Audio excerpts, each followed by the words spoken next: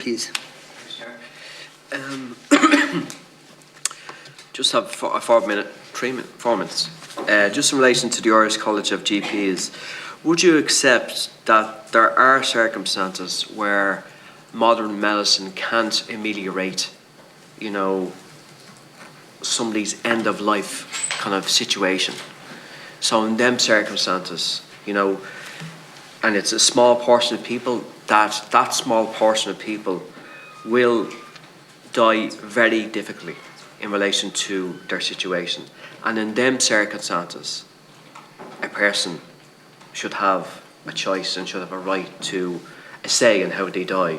And now obviously that's what we're grappling with, but would you accept that there is situations that just modern medicine cannot ameliorate, particularly at the end of life care? There are, the evidence is that there are a small number of patients for whom the circumstances that you describe may arise. The majority of patients with timely access to high quality GP care and palliative care, many of those, if not most of those symptoms can be alleviated. But there will be a small number for whom... And obviously that can be very, very difficult in relation to, the end of their life and so forth. And okay. Just my final time, I want to get back to Dr. Harvey. Doctor, you sound a very interesting man, I have to say. Can I just ask you a few questions, just in relation to, are you in principle against assisted dying? My objections are entirely based on clinical considerations and are entirely based on empirical evidence that I have both seen and empirical evidence that I have been involved in generating over the last 30 years. So that's the place that I come from it at. And obviously in Canada, there has been kind of, I suppose, issues flagged that, the legislation was not robust from the beginning. And once you don't have very strong, robust legislation, it can be challenged at every front. And I think that's what has happened in Canada. It's up to, and obviously it's up to us as legislators, when we legislate for assisted dying, that legislation is as robust as possible to safeguard everybody, not only the person that will want to avail of assisted dying, but also medical professionals and society, and those that, in that kind of vulnerable group. And to me, that's the kind of, the cornerstone of this issue. But even if the legislation in Canada had stayed the way it kind of was envisaged in 2016, would you still not support that kind of right of somebody that has a terrible diagnosis and so forth?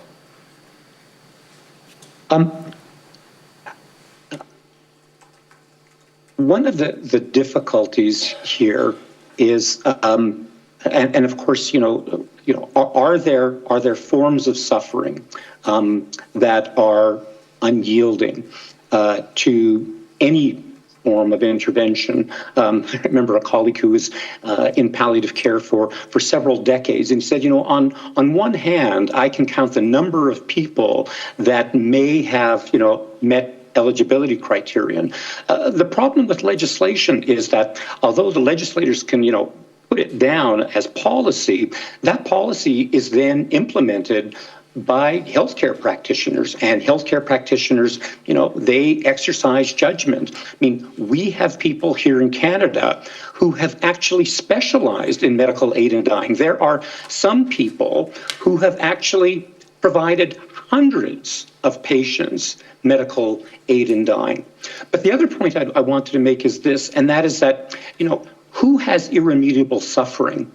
Well, how do you know whose suffering is irremediable until you expose them to and make available to them all that palliative care can provide. And maybe by way of illustration, and we're now grappling with this issue of what is irremediable suffering for somebody who has mental illness. And so the example that I have suggested we consider is, what is the worst medical condition, one of the most dire medical conditions that we can consider? So think about the biggest artery in your body rupturing, an aortic aneurysm. The likelihood of dying of an aortic aneurysm, if unattended to, is about 100%. If you arrive at the ER with a ruptured aortic aneurysm and have surgery, the likelihood of survival is about 70%. So at the time of arrival, which patients have an irremediable rupture? Well, we only know the answer to that question once surgery is performed. So whose suffering can we not attend to? Well, we will only know that after we have the opportunity to be attentive. I remember years before legislation was initiated, I'd looked after a man with a brain tumor. This was in a large American hospital, and he wanted to die. And I said, well, right now that's not legal, but I'm certainly prepared to be with you, to be attentive, to try and find out who you are and what the sources of your suffering are. And he would complain about the limitations of what that meant. And one day I said, look, you're under no obligation for me to be here. He looked at me like I had gone stark raving mad, and he said, are you crazy? These conversations are the only thing that are keeping me going. It is difficult to identify in advance whose suffering is irremediable, but if we're intent on trying to be attentive to suffering, we need to be addressing all of suffering, knowing that in the vast majority of instances, we will be able to be effective. That's subjective, obviously, and we've discussed that about the subjectivity of those that have in that situation. I understand where you're coming from, but do you still, in principle, not support even the most restrictive circumstances, somebody, to have avail of assisted dying? Extremely briefly. Extremely briefly. Or I'll die myself. I'm sorry, it looks like I'm gaining a reputation there, and I apologize for being too verbose. Again, my objections are on medical grounds. I think that if you are going to go this route, I would encourage you to think about the larger issue of suffering. If you're intent on trying to address suffering, think about ways in which you can meet the needs of the vast majority of individuals. Thank you, Doctor, and thank you, Deputy.